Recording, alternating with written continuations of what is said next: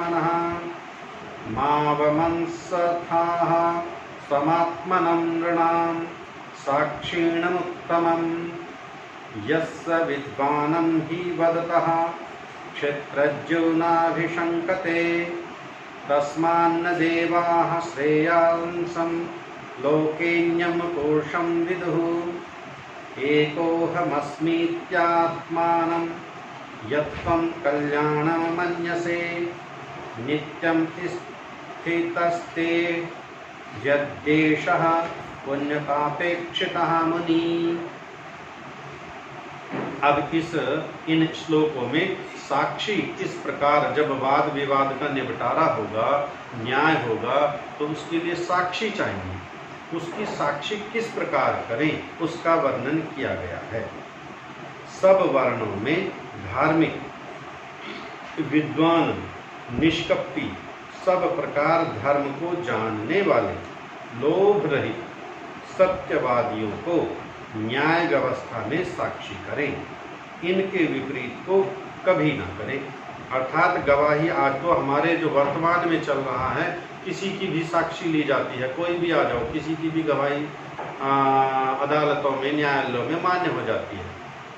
लेकिन साक्षी किसकी हो, उसकी योग्यता तो हो। उसकी योग्यता क्या हो? वह धार्मिक व्यक्ति हो, विद्वान हो, निष्कपटी हो, सब प्रकार धर्म को जानने वाला हो।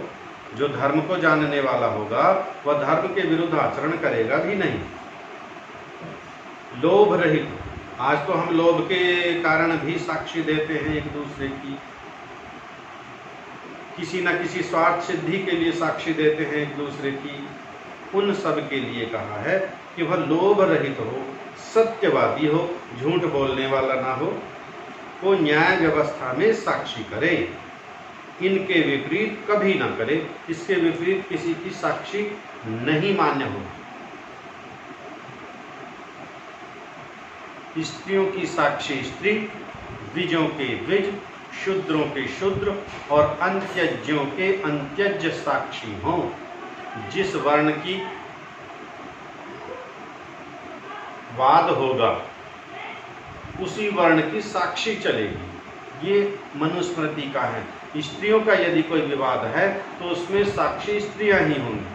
द्विज कहते हैं जिनका उपनयन संस्कार हुआ है, द्विजों के द्विज, शूद्रों के शूद्र और अंत्यजों के अंत्यज हों। अंत्यज जो शूद्रों से भी नीचे, जितने बलात्कार, काम, चोरी, व्यभिचार, कठोर वचन, दंड निपातन रूप अपराध हैं, उन सब में साक्षी की परीक्षा करें और अत्यावश्यक भी न समझें, क्योंकि ये काम सब परीक्षा न करें और अत्यावश्यक भी न समझें, क्योंकि ये सब काम गुप्त होते हैं। अब यहाँ पर प्रश्न ये भी उठेगा कि जब साक्षी नहीं करेंगे तो सत्यासत्य का निर्णय कैसे करेंगे, न्याय किस प्रकार करेंगे। ये वर्तमान व्यवस्था के अनुकूल हमारा मस्तिष्क बुद्धि कार्य करती है। वर्तमान व्यवस्था को देख करके हमें ऐसा लगता है, किंतु जिस व्यवस्था की मनु जी बात कर रहे हैं, जिस समय मनु जी ने व्यवस्था चलाई थी, जिस समय ये सारी हमारे वेद शास्त्रों के अनुकूल सबका जीवन चलता था, वहाँ पर इन साक्षियों के अभाव में भी न्याय किया जा सकता था। क्योंकि न्यायाधीश जो बैठा है वह विद्वान है, वह वेद शास्त्रों का जाता है, वह दर्शन उपनिषदों का जाता है, वह पांचों प्रकार की परीक्षाओं को करना जानता है। तो वह बिना साक्षी के भी परस्पर तर्क वितर्क करके भी, उनसे चर्चा करके भी, वादी प्रतिवादी से चर्चा करके भी न्याय को जान लेगा, सत्य को जान लेगा कि किसका पक्ष धर्म वाला है, किसका पक्ष अधर्म वाला है। इसलिए ऐसे ये जो अपराध हैं, बलात्कार का, चोरी का, व्यभिचार का, इनमें साक्षी की परीक्षा की कोई आवश्यकता नहीं है। बिना परीक्षा के ही न्याय दिया जाएगा।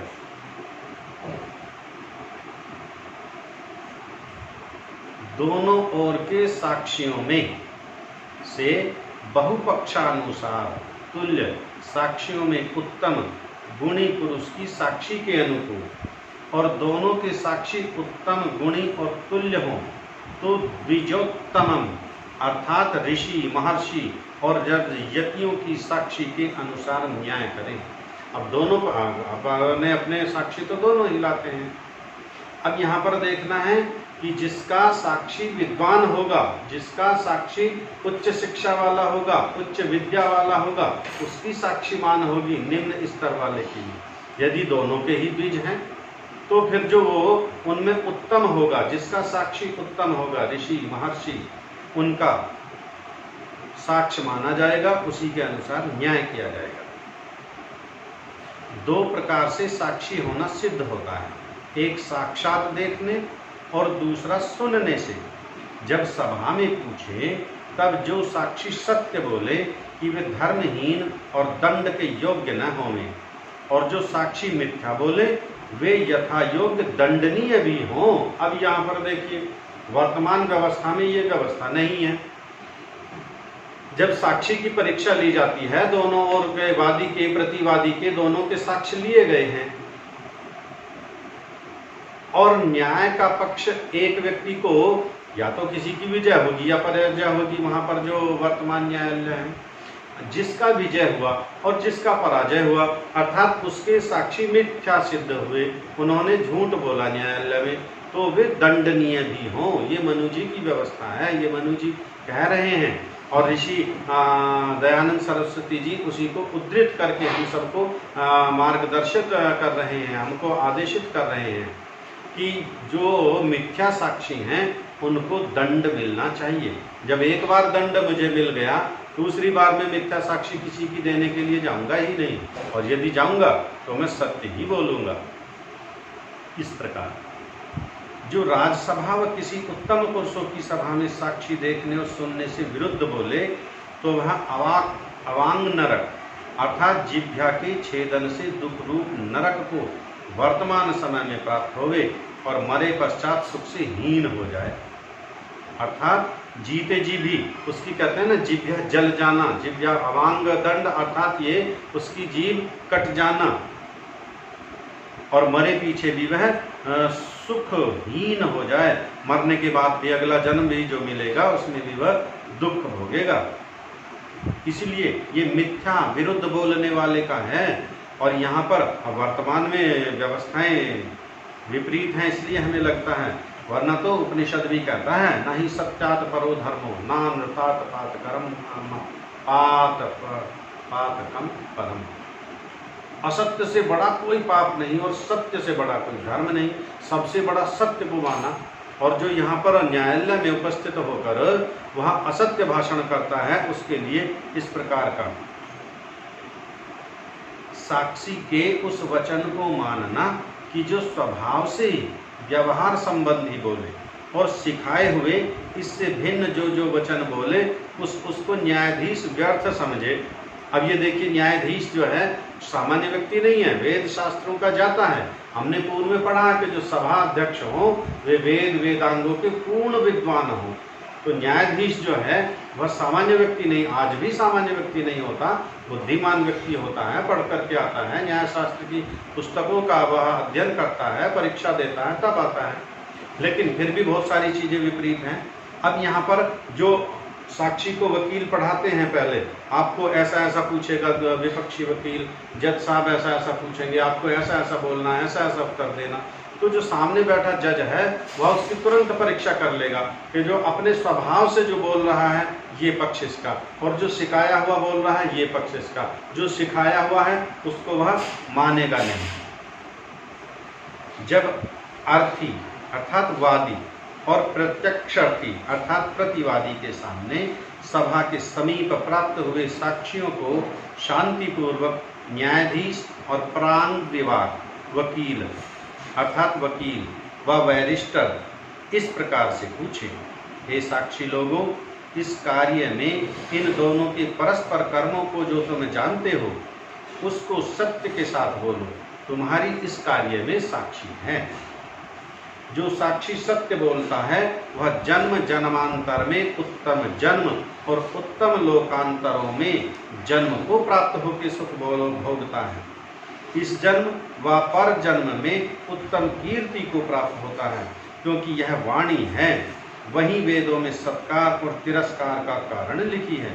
जो सत्य बोलता है वह प्रतिष्ठित और मिथ्यावादी निंदित होता है। सत्य बोलने से साक्षी पवित्र होता है और सत्य ही बोलने से धर्म बढ़ता है। इसमें सब वर्णों में साक्षियों को सत्य ही बोलना चाहिए। आत्मा का साक्षी आत्मा और आत्मा की गति आत्मा है। इसको जान के हे पुरुष, तू सब मनुष्यों का उत्तम साक्षी अपने आत्मा का अपमान मत कर, अर्थात सत्य भाषण जो कि तेरे आत्मा मन वाणी में है वह सत्य और इसके विपरीत है वह मिथ्या भाषण है। हम जानते हैं कि मेरा मित्र दोषी है, लेकिन फिर भी अपना वो मित्र है उसके कारण मैं न्यायालय में जाकर मिथ्या भाषण करता हूँ। मन में मेरे है, आत्मा में है, मैं जानता हूँ कि दोष इसका है, लेकिन फिर भी अपने मित्र को बचाने के लिए, अपने संबंधी को बचाने के लिए, अपने पारिवारिक जनों को बचाने के लिए मैं वहाँ पर मिथ्या भाषण करता हूँ। जिस बोलते हुए पुरुष का विद्वान क्षेत्रज्ञ अर्थात शरीर का जानने हारा आत्मा भीतर शंका को प्राप्त नहीं होता, उससे भिन्न विद्वान लोग किसी को उत्तम पुरुष नहीं जानते। अर्थात जिस बोलते हुए पुरुष का विद्वान क्षेत्रज्ञ अर्थात शरीर के भीतर जो आत्मा है वह शंका को प्राप्त नहीं होता। जब हम झूठ बोलते हैं तो मन में तुरंत, आत्मा में तुरंत आवाज तो आती है, उसको हम दबा देते हैं। सत्य आत्मा सत्य सत्य जानने वाला है, और जब हम पाप कर्म कोई भी करेंगे तो मन में भय, शंका, लज्जा इस प्रकार के भाव उत्पन्न होंगे ही। हे कल्याण की इच्छा रखने वाले पुरुष, जो तू मैं अकेला हूं ऐसा अपने आत्मा में जानकर मिथ्या बोलता है सो ठीक नहीं है, किंतु जो दूसरा तेरे हृदय में अंतर्यामी रूप परमेश्वर से पुण्य पाप को देखने वाला मुनि स्थित है, उस परमात्मा से डरकर सदा सत्य बोल। अब हम झूठ बोल रहे हैं, दूसरा कोई पकड़ नहीं पाएगा झूठ को, मेरे को ये जानते नहीं है मेरे झूठ को, लेकिन जो मेरे अंतर मन में परमेश्वर बैठा हुआ है वो तो अंदर बाहर की समस्त घटनाओं से परिचित है। वो प्रत्येक मेरी बात को जानता है, मेरे वाक्य को जानता है, मैं झूठ बोल रहा हूँ या सत्य बोल रहा हूँ। इसलिए उस परमेश्वर से डरो जो समक्ष हमारे वर्तमान न्यायाधीश हैं। ये इतने बड़े न्यायाधीश नहीं, इनसे बड़ा भी एक न्यायाधीश है जो सत्यासत्य को जानने हारा है। उसके लिए किसी साक्षी की आवश्यकता ही नहीं है, क्योंकि वह तो स्वयं साक्षी है, स्वयं वकील है, स्वयं न्यायाधीश है, और वह ठीक ठीक न्याय करता है। जो वर्तमान न्यायाधीश हैं, जो प्रत्यक्ष न्यायाधीश हैं, वो मनुष्य हैं, उनसे कहीं ना कहीं त्रुटि दोष हो सकता है, लेकिन वह तो सर्वज्ञ है जो हमारे अंतर मन में बैठा हुआ है। इसलिए उस परमात्मा से डरकर हमें कभी असत्य भाषण नहीं करना चाहिए।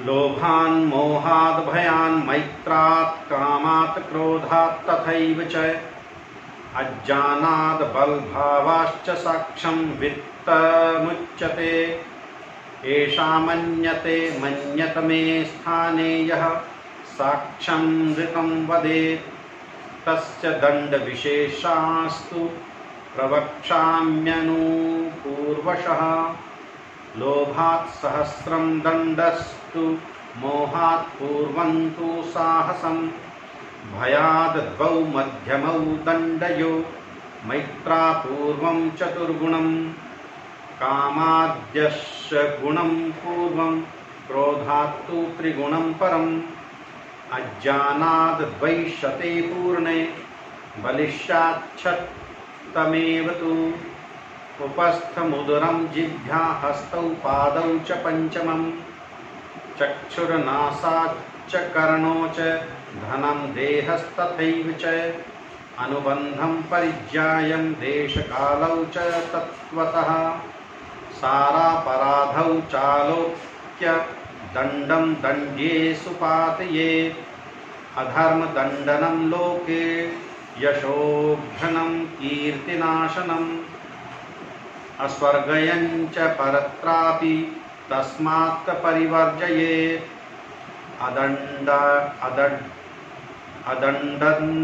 दंडयन् राजा दंडयाश्चैवाप्यदंडयन् अयशो महद आपनोति नरकं चैव गच्छति वागदंडं प्रथमं कुर्याद्दिग्दंडं तदंतरं द्वितीयं दंडनं तु वधदंडमतः परम्।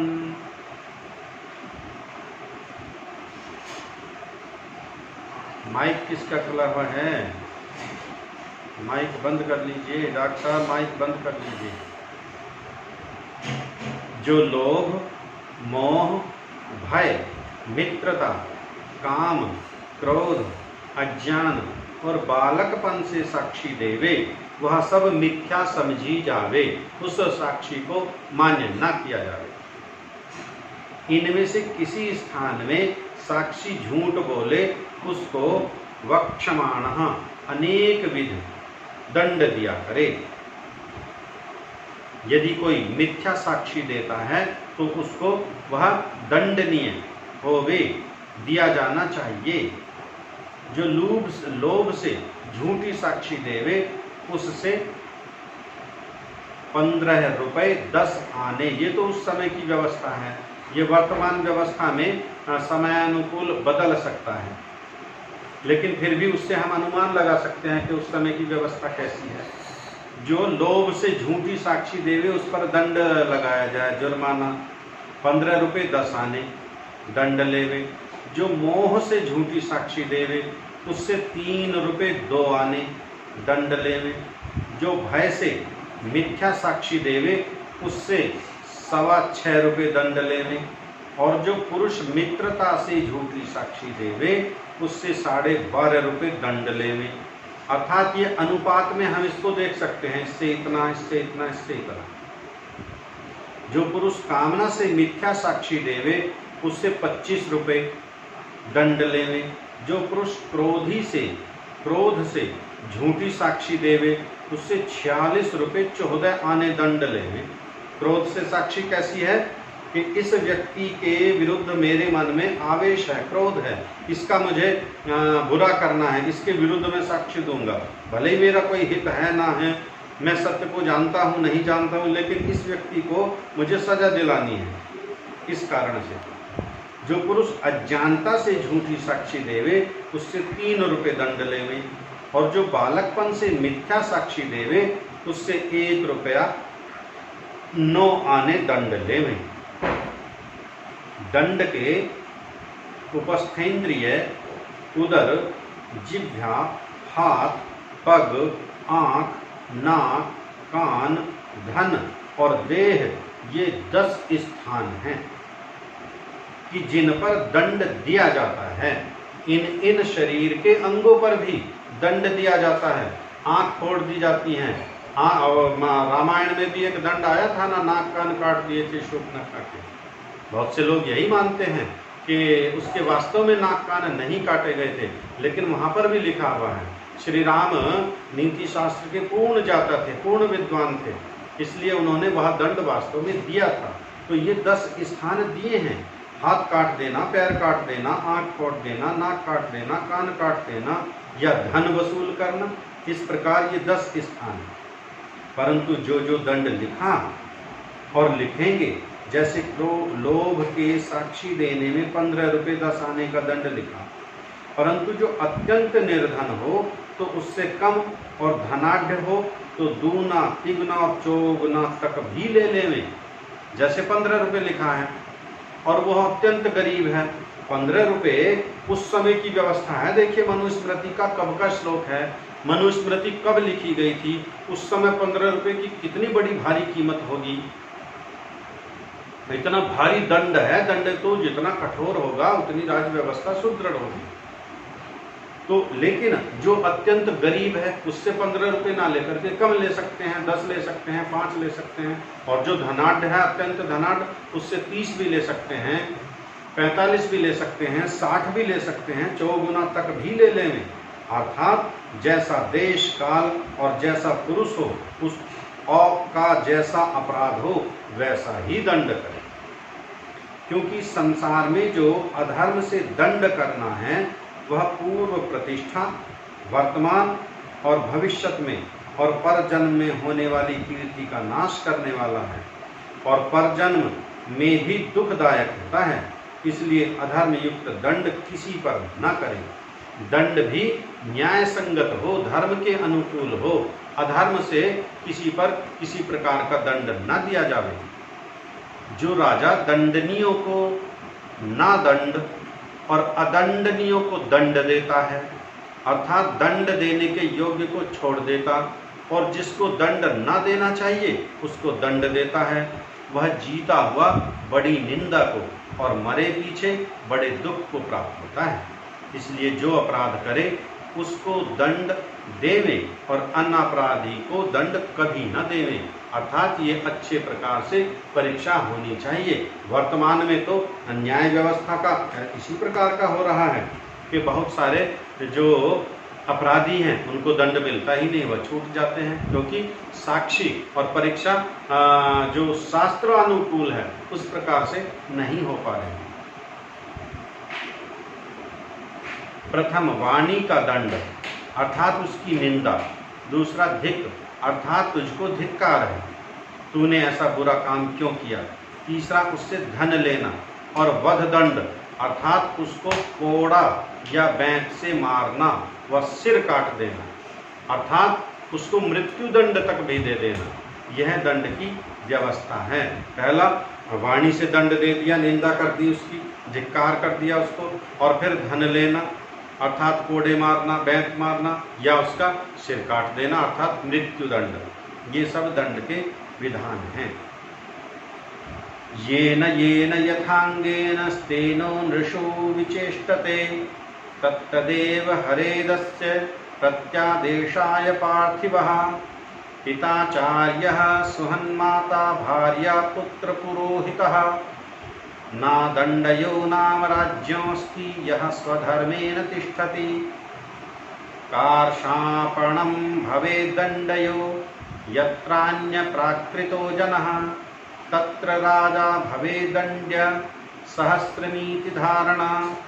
अष्टापादन्तु शूद्रस्य तेयो भवति किलिप्षं षोडशैव तु वैश्यस्य द्रात्री संतक्षत्रियस्य च ब्राह्मणस्य चतुष्टिः पूर्णं वापि शतं भवेत्। द्विगुणा वा चतुष्टिस्त द्योषगुण विद्धि सह। ऐन्द्रं स्थानमभिप्रेय सूर्यश्चाक्ष मव्ययं नोपेक्षेत क्षणमपि राजा साहसिकं नरं। वाग्दुष्टा तस्काराच्चैव दण्डेनैव च हिंसतः। साहस्य नरः कर्ता विज्ञेयः पापकृतं। साहसे वर्तमानं तु यो मर्शयति पार्थिवः। सा विनाशं वज्रत्याशुः विद्वेषं चाधिगच्छति। न मित्रकारणाद् राजा विपुलाद्वा धनागमात्। समुत्सृजेत साहसिकान् सर्वभूतभयावहान्। गुरुं वा बालवृद्धौ वा ब्राह्मण वा बहुश्रुतम्। आततायीन् मायान्तं अन्या देवा विचार्यन्। नाततायी वधे दोषो हन्तुर्भवति कश्चन। प्रकाशं वा मन्युस्सन् मृत्युमृच्छति। यस्य स्तेन पुरे नास्ति नान्यस्त्रीगो न दुष्टवान्। न साहसिकदण्डघ्नौ सा राजा शक्रलोकभाक्। चोर जिस प्रकार जिस अंग से मनुष्यों में विरुद्ध चेष्टा करता है उस अंग को सब मनुष्य की शिक्षा के लिए राजा हरण अर्थात छेदन कर दे। जिस अंग से अपराध हाथ से किया, वाणी से किया, आंख से किया, ये जो ऊपर बताए थे ना 10 प्रकार के धर्म, चाहे पिता आचार्य, मित्र, माता, स्त्री, पुत्र और पुरोहित क्यों न हो, जो स्वधर्म में स्थित नहीं रहता वह राजा का अदंड्य नहीं हो सकता। अर्थात कोई भी हो, कोई भी व्यक्ति दंड से छूट नहीं सकता। अर्थात जब राजा न्यायासन पर बैठ न्याय करे तब किसी का पक्षपात न करे, किंतु यथोचित दंड देवे। जिस अपराध में साधारण मनुष्य पर 1 पैसा दंड हो, उसी अपराध में राजा को सहस्र पैसा दंड देवे। अब जो वर्तमान व्यवस्था है वहाँ सभी का एक सा दंड है। एक अज्ञानी है उस पर भी समान दंड है, एक विद्वान है, राजा है, उस पर भी समान दंड है। लेकिन यहाँ कह रहे अपराध, जिस अपराध में साधारण मनुष्य को 1 पैसा और जो राजपुरुष है, जो राजा है, उसको 1000 पैसा दंड दिया जाए। अर्थात साधारण मनुष्य से राजा को 1000 गुना दंड होना चाहिए। मंत्री अर्थात राजा के दीवान को 800 गुना और उससे न्यून 700 गुना और उससे भी न्यून 600 गुना।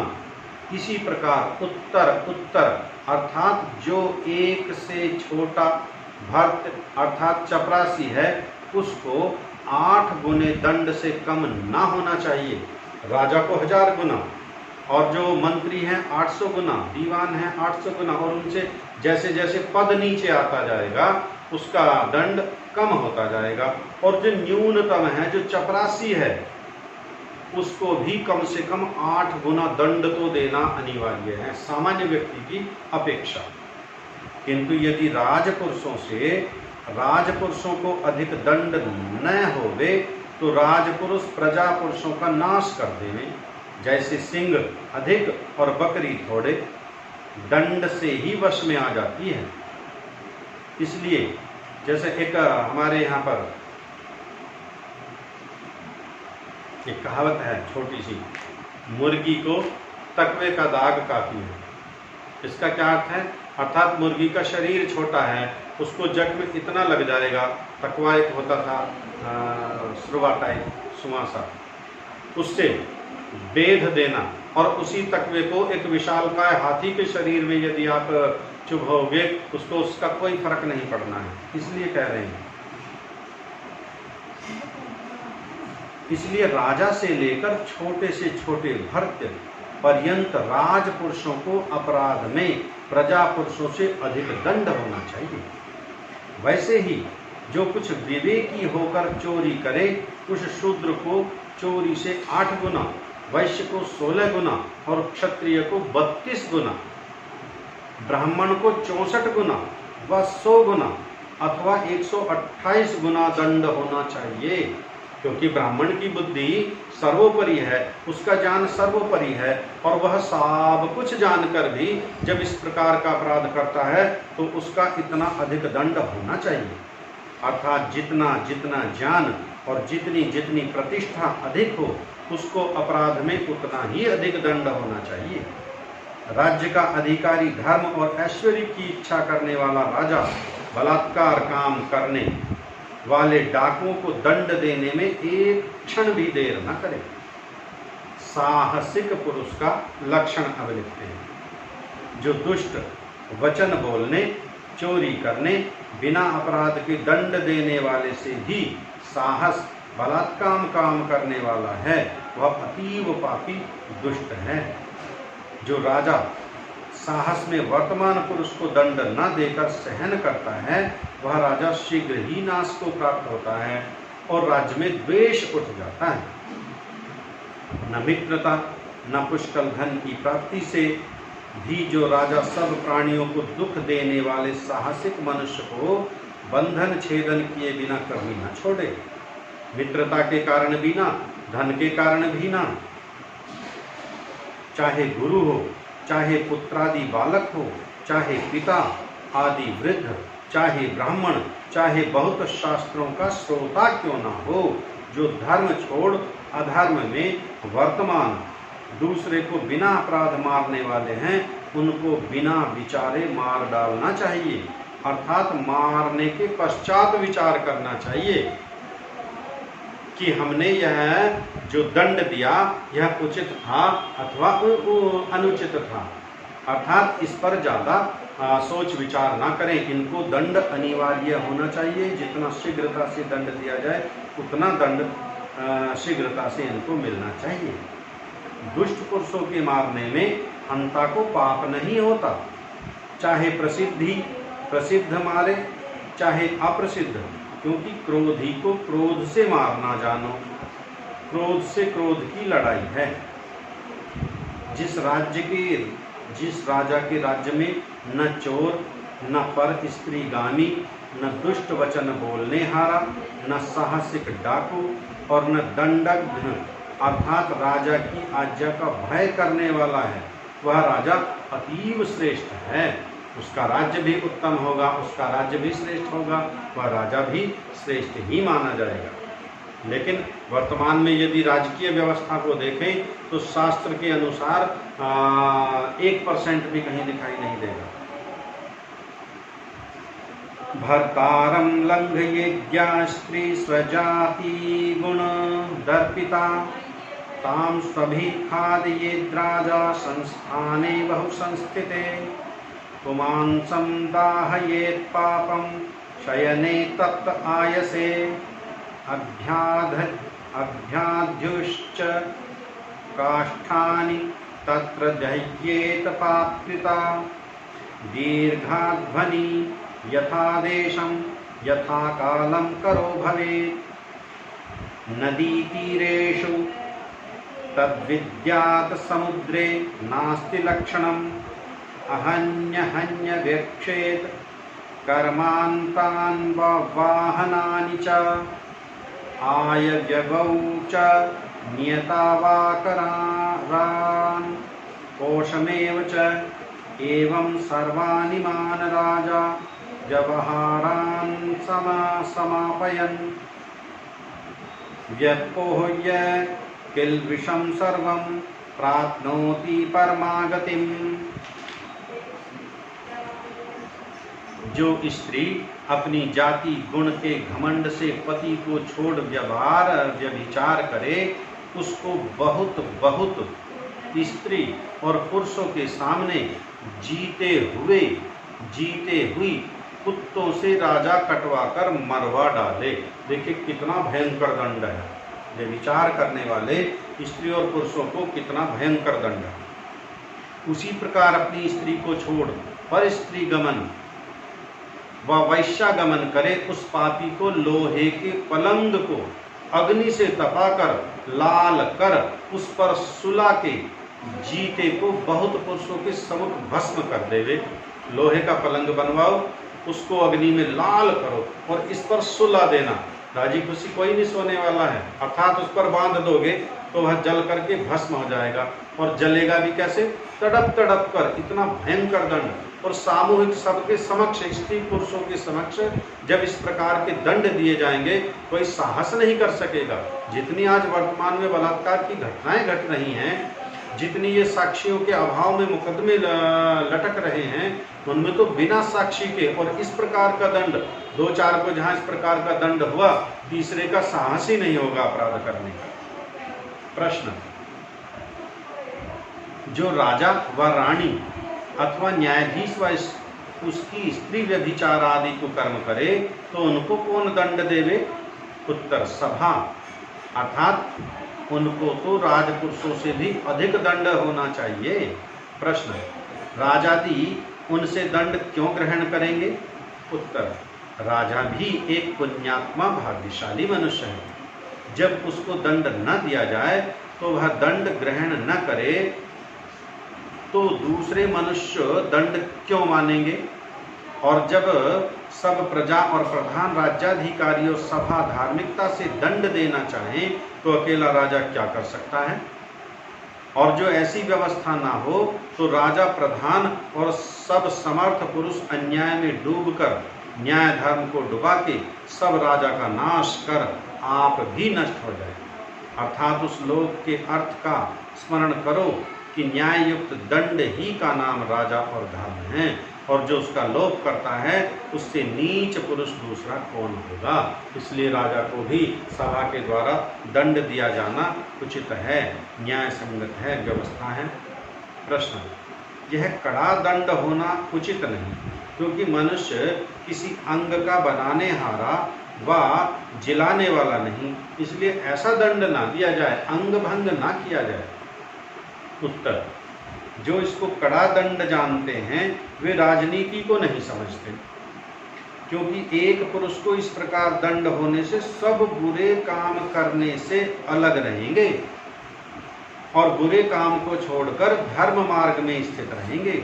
सच पूछो तो यही है कि एक राई भर भी यह दंड सबके भाग में ना आवेगा, अर्थात ना कोई आगे अपराध करेगा ना किसी को फिर दंड होगा। और जो सुगम दंड दिया जाए तो दुष्ट काम बहुत बढ़कर होने लगेंगे, जैसा वर्तमान में हो रहा है। वह जिसको तुम सुगम दंड कहते हो वह करोड़ों गुना अधिक होने से करोड़ों गुना कठिन होता है, क्योंकि जब बहुत मनुष्य दुष्ट कर्म करेंगे तब थोड़ा थोड़ा दंड भी देना पड़ेगा। अर्थात जैसे एक को मन भर दंड हुआ व दूसरे को पाव भर, तो पाव भर अधिक एक मन दंड होता है, तो प्रत्येक मनुष्य के भाग में आधा पाव 20 सेर दंड पड़ा। तो ऐसे में सुगम दंड को दुष्ट लोग क्या समझेंगे? जो दुष्ट लोग हैं वो तो फिर पापाचार बढ़ाते रहेंगे। जैसे एक को मन और सहस्र मनुष्यों को पाव पाव दंड हुआ, तो 6.25 मन मनुष्य जाति पर दंड होने से अधिक और यही कड़ा, तथा 1 मन दंड न्यून और सुगम होता है। जो लंबे मार्ग में समुद्र की खाइयां व नदी तथा बड़े नदों में जितना लंबा देश हो उतना कर स्थापन करे और महासमुद्र में निश्चित कर स्थापन नहीं हो सकता, किंतु जैसा अनुकूल देखें कि जिससे राजा और बड़े बड़े नौकाओं के समुद्र में चलाने वाले दोनों लाभ युक्त हों, वैसी व्यवस्था करें। परंतु यह ध्यान रखना चाहिए कि जो कहते हैं कि प्रथम जहाज नहीं चलते थे वे झूठे हैं, और देश देशांतर द्वीप द्वीपांतरों में नौका से जाने वाले अपने प्रजास्थ पुरुषों की सर्वत्र रक्षा कर उनको किसी प्रकार का दुख ना होने दे। राजा प्रतिदिन कर्मों की समाप्तियों को हाथी घोड़े आदि वाहनों को नियत लाभ और खर्च आकर रत्नादिकों की खाने और कोष खजाने को देखा करे।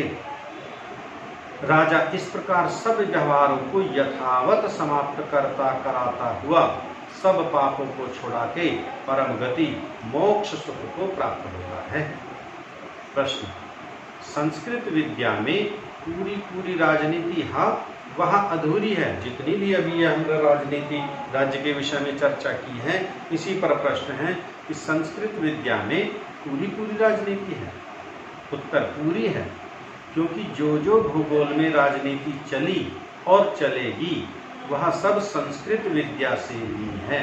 जितनी चल रही है और जो भविष्य में भी चलेगी वह सब राजनीति जो शुद्ध स्वरूप है वह सब संस्कृत भाषा से ही, अर्थात वेदादि सत्य शास्त्रों से ही लिया गया है। और जिनका प्रत्यक्ष लेख नहीं उनके लिए प्रत्यहम लोक दृष्टैश्च शास्त्र दृष्टैश्च हेतुभिः, जो नियम राजा और प्रजा के सुख कारक और धर्मयुक्त समझे उन नियमों को पूर्ण विद्वानों की राजसभा बांधा करे, परंतु इस पर नित्य ध्यान रखे कि जहाँ तक बन सके वहाँ तक बाल्यावस्था में विवाह न करने देने यह व्यवस्था बनाए। राजसभा, विद्यासभा, धर्मसभा, युवावस्था में भी बिना प्रसन्नता के विवाह न करना कराना और न करने देना, ब्रह्मचर्य का यथावत सेवन करना कराना, व्यभिचार और बहु विवाह को बंद करें कि जिससे शरीर और आत्मा में पूर्ण बल सदा रहे। क्योंकि जो केवल आत्मा का बल अर्थात विद्या ज्ञान बढ़ाए जाएं और शरीर का बल ना बढ़ावें, तो एक ही बलवान पुरुष ज्ञानी और सैकड़ों विद्वानों को जीत सकता है। जो बलवान पुरुष है वो अनेकों जो विद्वान भले ही हों, लेकिन वो बलहीन है, शारीरिक बल नहीं है। और जो केवल शरीर ही का बल बढ़ाया जाए, आत्मा का नहीं, तो भी राज्य पालन की उत्तम व्यवस्था बिना विद्या के कभी नहीं हो सकती। बिना व्यवस्था के सब आपस में ही फूट फूट विरोध, लड़ाई झगड़ा करके नष्ट भ्रष्ट हो जाएं। इसलिए सर्वदा शरीर और आत्मा के बल को बढ़ाते रहना चाहिए। जैसा बल और बुद्धि का नाशक व्यवहार या विचार और अति विषया शक्ति है, वैसा और कोई नहीं है, इसलिए इनसे बचना चाहिए। विशेषतः क्षत्रियों को दृढ़ांग और बलयुक्त होना चाहिए, अर्थात उनका प्रत्येक अंग शरीर का दृढ़ बलवान हो, क्योंकि जब वे ही वेश्याशक्त होंगे तो राजधर्म ही नष्ट हो जाएगा। और इस पर भी ध्यान रखना चाहिए कि यथा राजा तथा प्रजा, जैसा राजा होगा वैसी प्रजा होगी, जैसा राजा वैसी ही उसकी प्रजा होती है। इसलिए राजा और राजपुरुषों को अति उचित है कि कभी दुष्टाचार न करें, किंतु सब दिन धर्म न्याय से वर्त कर सबके सुधार का दृष्टांत बने। यह संक्षेप से राजधर्म का वर्णन यहाँ किया।